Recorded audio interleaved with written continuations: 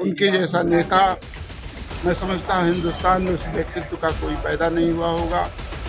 वह गरीबों, मजलूमों, महिलाओं, पिछड़ों सबके लिए हमेशा सोचते रहते थे, क्योंकि दो ही ऐसे व्यक्तित्व ऐसे हुए हैं, या तो नेताजी सुभाष चंद्र बोस को नेता की उपाधि मिली नेताजी की, या तो धरती पुत्र की। तो अकेले ऐसे व्यक्तित्व के हैं कि जिनको धरती पुत्र की उपाधि मिली है। ऐसे नेता के चरणों में हम लोग श्रद्धा सुमन अर्पित करते हुए सेंट्रल जेल बनारस में भी रहा हूँ।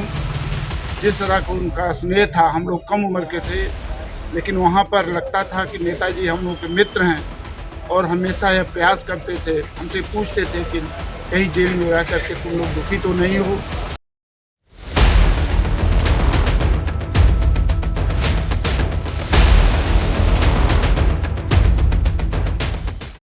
मुलायम सिंह यादव का आज सैफई में अंतिम संस्कार होगा, यानी कि मुलायम सिंह धरती का वो लाल जिसे लोग धरती पुत्र कहते थे, आज वो पंच तत्व में विलीन हो जाएंगे। देश के कोने कोने से लोग सैफई पहुंच रहे हैं। मुलायम सिंह यादव की इस अंतिम पड़ाव पर, अंतिम यात्रा पर हर कोई शामिल हो जाना चाहता है अपने उस नेता को देखने के लिए, जिन्हें उनके समर्थक, उनको चाहने वाले प्यार से नेताजी कहते हैं। ऐसे में उनके साथ बनारस में सेंट्रल जेल में बंद कुछ उनके साथियों ने इस शोक की घड़ी में उन लम्हों को याद किया है कि किस तरह से बनारस के सेंट्रल जेल में बंद होने के दौरान नेताजी अपने कार्यकर्ताओं से बात करते थे, किस तरह से अपने साथियों का उत्साह वर्धन करते थे। उन सारी बातों को याद करके आज हर कोई गमगीन है। चाहे वो छोटे से छोटा कार्यकर्ता रहा हो, सभी को मुलायम एक जैसा मानते थे, एक जैसा प्यार करते थे। ऐसा कहना है उनके साथ जिसने जितना भी वक्त गुजारा है, उन लम्हों के गवाह वो लोग जो आज मौजूद हैं, वो उन पलों को याद करके सिर्फ और सिर्फ गमगीन होकर मुलायम सिंह यादव को याद कर रहे हैं और कह रहे हैं कि धरती का वो लाल अब दोबारा वापस नहीं आएगा। आज हम अपने नेता के निधन पर सारे लोग स्तब्ध हैं। हम सोच नहीं पा रहे थे कि इस तरह से एकाएक नेताजी हमारा साथ छोड़ करके चले जाएंगे। हम उनके साथ जीवन में लगभग 80 से लेकर के और जब तक अस्वस्थ नहीं हुए तब तक अनेक बार उनके साथ रहने का अवसर मिला है। उनके जैसा नेता मैं समझता हूँ हिंदुस्तान में उस व्यक्तित्व का कोई पैदा नहीं हुआ होगा। वह गरीबों, मजलूमों, महिलाओं, पिछड़ों सबके लिए हमेशा सोचते रहते थे। और मैं तो उनके साथ सेंट्रल जेल बनारस में भी रहा हूँ।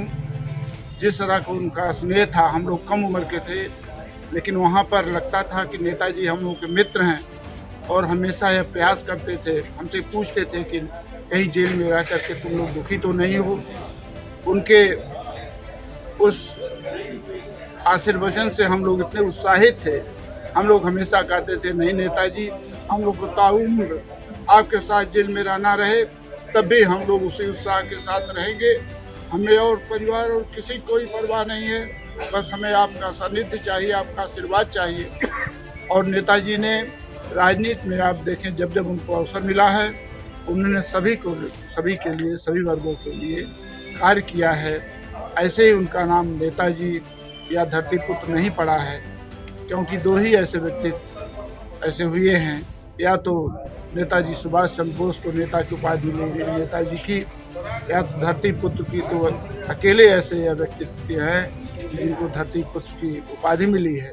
ऐसे नेता के चरणों में हम लोग श्रद्धा सुमन अर्पित करते हुए और हम लोग यह प्रयास करेंगे कि पूरे समाज को लेकर के, पार्टी को लेकर के आगे भी उनके बताए हुए रास्ते पर चल करके पार्टी को ऊंचाइयों पर ले जाने का काम करेंगे। नेताजी की बात करें, हम नौजवानों को नई दिशा देते थे।